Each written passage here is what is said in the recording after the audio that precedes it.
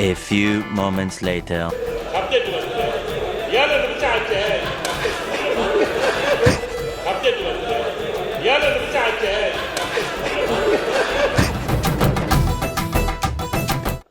மருத்துவர்கள் வந்து நிறைய பேர் சட்டமன்ற உறுப்பினர்களாக இருக்காங்க. அதுவும் எனக்கு பெருமையான விஷயம். அதுக்கும் எனது வாழ்த்துக்களை தெரிவிச்சுக்கிறேன். அதே நேரத்தில் அந்த மருத்துவ படிப்புக்கு திராவிட இயக்க காலத்தில் தான், நீதி கட்சி காலத்தில் தான் மருத்துவ கல்விக்கு மந்திர மொழி எதற்கு என்று கேட்டது திராவிட இயக்கம்தான். இல்லைன்னாக்கா இன்னைக்கு எல்லாரும் டாக்டராக இருக்க முடியுமா? மருத்துவர் சௌமியா அவர்கள் கூட இங்கே இருக்காங்க. அவங்களுக்கு கூட இதை யோசிக்க வேண்டிய விஷயம். ஏன்னு கேட்டிங்கன்னாக்கா, நீங்கள் டாக்டர் இல்லை, அவங்கள உங்கள் வீட்டுக்காரங்களே எடுத்துக்கோங்க. ஏன்னா மருத்துவ கல்விக்கு மந்திர மொழி எதற்குன்னு கேட்டது திராவிட இயக்கம்.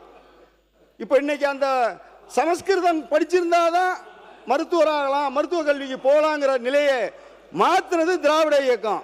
அப்படி இல்லைன்னாக்கா இன்னைக்கு உங்கள்கிட்ட இருக்கிற இத்தனை மருத்துவர்களில் எத்தனை பேர் மருத்துவராக இருக்க முடியும்? தயவுசெய்து எண்ணி பார்க்கணும்.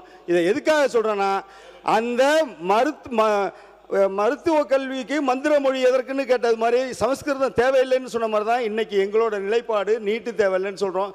அன்னைக்கு எப்படின்னு கேட்டிங்கன்னா, சமஸ்கிருதம்னு வச்சுருந்ததை நாங்கள் முறியடித்தோம். திருப்பி எப்படின்னு கேட்டிங்கனாக்கா அதை நீட்டுங்கிற ஒரு இதில் கொண்டு வந்துட்டாங்க. தயவு செய்து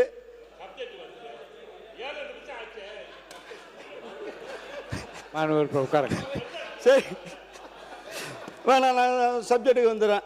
இன்னைக்கு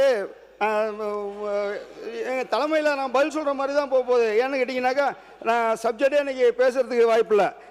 அது மாதிரி வந்து பார்த்தீங்கன்னாக்கா